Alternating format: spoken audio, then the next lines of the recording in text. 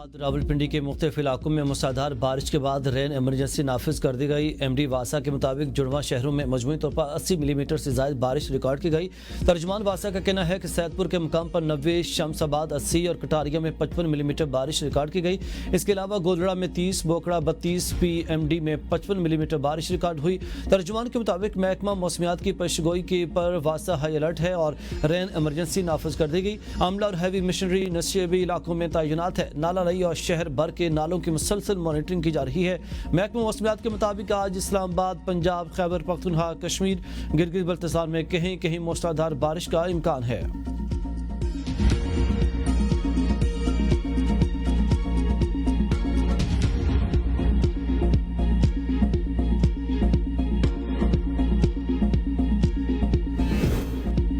अमेरिकी सदर Donald Trump ने भारत पर 25% टैक्स लगाने की धमकी दे दी। सदर ट्रंप ने स्कॉटलैंड से वापसी पर अमेरिकी मीडिया से गुफ्तगू करते हुए कहा कि भारत ने अगर तिजारती माहिदा न किया तो इसे 25% टैरिफ देना पड़ेगा। भारत एक अच्छा दोस्त रहा है, लेकिन इसने बुनियादी तौर पर तकरीबन तमाम मालिक से ज्यादा टैरिफ वसूल किए। सदर ट्रंप का कहना था कि अभी तक अमेरिका और भारत के दरमियान तिजारती माहिदा तय नहीं पाया। अमेरिकी सदर ने अप्रैल में भारतीय मसनूआत पर 26% टैरिफ के नफाज का ऐलान किया था, जिस पर अमल दरामद जुलाई तक के लिए मुलतवी कर दिया गया था।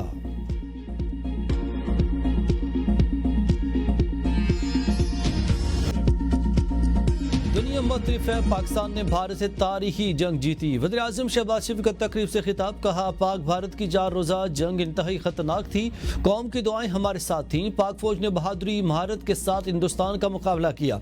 इसमें हमारी फ़ज़ाई अफवाज ने भी शानदार अंदाज में अपनी जुर्रत दिखाई। एक एक लम्हे का गवाह हूँ। बतौर वज़ीर-ए-आज़म अफवाज पाकिस्तान के साथ मशवरा कर रहा था, फील्ड मार्शल के साथ राब्ते में था। कुछ लोगों का ख्याल था कि पाकिस्तान हिंदुस्तान का मुकाबला नहीं कर सकता, लेकिन इस जंग के बाद ये सोच खत्म हो गई। अमेरिकी सदर डोनाल्ड ट्रंप ने कहा है कि पाक भारत जंग में ने रुकवाई है। पाकिस्तान की इससे बड़ी डिप्लोमेटिक कामयाबी और क्या हो सकती है।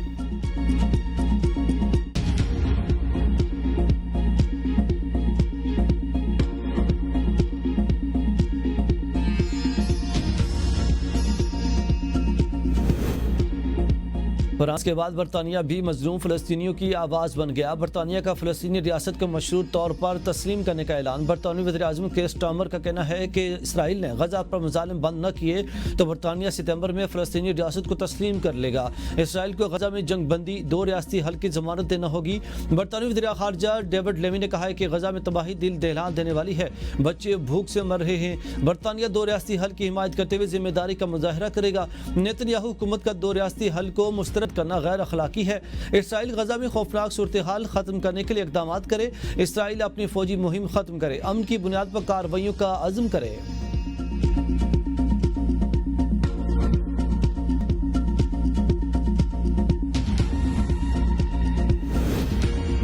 अमेरिकी सदर डोनाल्ड ट्रंप ने फ़लस्तीन को तस्लीम करने की मुखालिफत कर दी। व्हाइट हाउस में मीडिया से गुफ्तगू करते हुए सदर ट्रंप ने कहा कि हमने बरतानवी वज़ीर-ए-आज़म से 2 रियासती हल पर कोई बात नहीं की और ना ही फ़लस्तीनी रियासत को तस्लीम करने पर कोई तबादला ख्याल हुआ। फ़लस्तीनी रियासत को तस्लीम करना दरअसल हमास को इनाम देने जैसा है और मैं समझता हूँ कि हमास को किसी किस्म का रिलीफ नहीं मिलना चाहिए। मज़ीद कहा कि जो भी अक्ल रखता है वो गजा की तबाही को साफ देख सकता है। ऐसे में किसी शिद्दत पसंद गिरोह को सियासी फ़ायदा देना गैर जिम्मेदाराना होगा।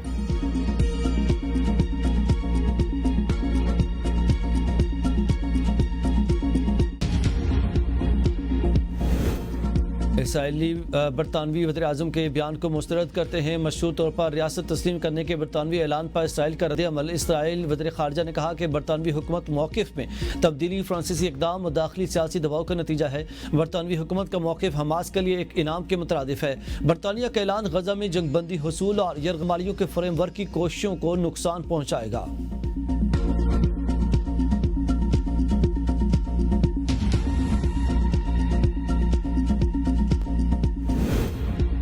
इसराइल को तस्लीम करने का कोई मंसूबा नहीं। फ़लस्तीनी रियासत को अक़वाम मुत्तहिदा की मुकम्मल रुकनियत दी जाए। नायब वज़ीर-ए-आज़म सागदार की न्यूयॉर्क में प्रेस कॉन्फ्रेंस में कहा, गजा में मुस्तकिल जंगबंदी, खुराक की फराहमी, जंगी जराइम पर करार वाक़ई सज़ा और इंसानियत के खिलाफ जराइम का सिलसिला बंद कराया जाए। पाकिस्तान फ़लस्तीन के हक़ खुद इरादियत की हिमायत जारी रखेगा। पाकिस्तान फ्रांस के फ़लस्तीनी रियासत को तस्लीम करने के फैसले का खैर मकदम करता है। भारत ने हमारा पानी रोका या इसका रुख मोड़ा तो इसे ऐलान जंग तस्वर किया जाएगा। भारत के साथ डायलॉग होगा तो कंपोजिट डायलॉग होगा। भारत जब चाहे जामिया मुज़ाकरात के लिए पाकिस्तान तैयार है। 3 दरियाओं पर हमारा हक है, पानी की एक बूंद भी छोड़ने के लिए तैयार नहीं।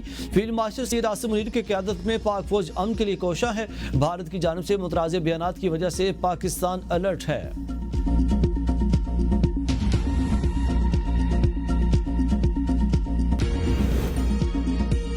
मियां अजहर, अहमद चट्टा और अहमद खान बच्चर की खाली नशिस्तों पर ज़िमनी इलेक्शन 18 सितंबर को होंगे। इलेक्शन कमीशन ने 3 हलकों में ज़िमनी इंतखाबात के लिए शेड्यूल जारी कर दिया।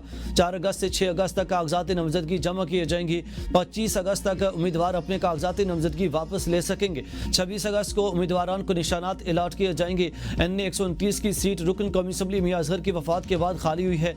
NA 66 और PP 87 की नशिस्तें अरकान के नाअहल होने की वजह से खाली करार दी गई। PTI को एक और सियासी झटका, अब्दुल लतीफ चित्राली नाअहल करार। इलेक्शन कमीशन ने नोटिफिकेशन जारी कर दिया। इलेक्शन कमीशन ने NA 1 चित्राल की निशिस्त खाली करार दे दी। अब्दुल लतीफ चित्राली को इंसदाद दहशतगर्दी अदालत इस्लामाबाद से 10 साल कैद की सजा सुनाई थी। चीन में 1100 इलेक्ट्रिक बसें तैयार की जा रही हैं। वज़ीर आला पंजाब मरियम नवाज ने अपने एक ट्वीट में ऐलान किया कि 240 इलेक्ट्रिक बसों का पहला बेड़ा 22 अगस्त को पाकिस्तान पहुंचेगा। इन बसों को सूबे के इन छोटे अदला में रवाना किया जाएगा जहां माजी में कभी कोई बाकायदा पब्लिक ट्रांसपोर्ट मौजूद नहीं थी। चीन में तैयार की जा रही हैं ये बसें मुकम्मल तौर पर एयर कंडीशन होंगी। हर बस में CCTV कैमरे नस्ब होंगे, जबकि व्हील चेयर सार्फिन के लिए खुसूसी बेल्ट इन रैम्प की सहूलत भी दी जाएगी। वज़ीर आला का कहना है कि किराया सिर्फ 20 रुपये रखा गया है ताकि हर शहरी इस जदीद, आरामदेह और सस्ती सवारी से फायदा उठा सके।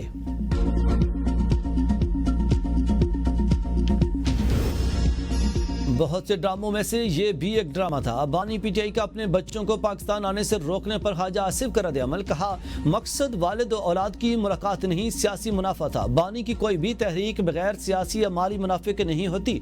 कुर्बानियों के माल औलाद दूसरों की हो, तारीख में इससे बड़ी नौसरबाजी शायद ही किसी ने की हो।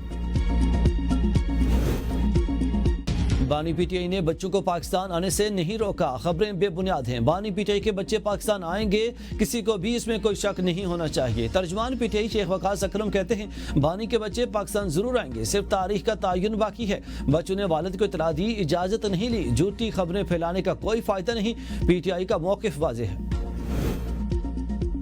अवाम चीनी ढूंढती रही, सियासतदान इल्जामात में उलझ गए। पब्लिक अकाउंट कमेटी ने शुगर मिल्स मालिकान और चीनी बरामद करने वालों के नाम मांग लिए। हुकूमत का शुगर मिल्स मालिकान के नाम देने से गुरेज। इजलास के दौरान आमिर डोगर और हुकूमती अरकान के दरमियान झड़प, सख्त जुमलों का तबादला। आमिर डोगर ने कहा, सबसे ज्यादा शुगर मिले आसिफ जरदारी की हैं, दूसरे नंबर पर जहांगीर तरीन, तीसरे नंबर पर शरीफ फैमिली की शुगर मिले हैं। सेनेटर फानुल्लाह ने कहा कि आमिर डोगर ने पूरी बात नहीं की। उन्होंने ये नहीं बताया कि इनकी पार्टी किसके पैसे से बनी, किसके पैसे से चली। शाजिया मरी ने कहा, इस फोरम का माहौल मलिक आमिर डोगर ने ही खराब किया है।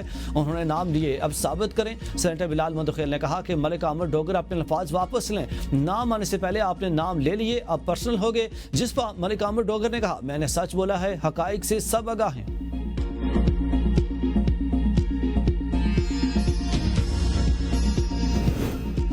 वज़ीर आज़म चीनी की बरामद के हक में नहीं थे। चीनी से मुतालिक ऐसी सूरत हाल नहीं जैसे बयान की जाती है। वफाकी वज़ीर राना तनवीर कहते हैं, 6-7 मिल से चीनी की दस्तयाबी का मामला था जो मैंने हल करा दिया। मौसमियाती तब्दीली की वजह से गन्ने की पैदावार कम हुई। वज़ीर आज़म शहबाज शरीफ ने फरवरी के शुरू में कहा कि पैदावार कम है तो बरामद रोक दें। कीमत न बढ़ने की बात सीजन के हवाले से की गई।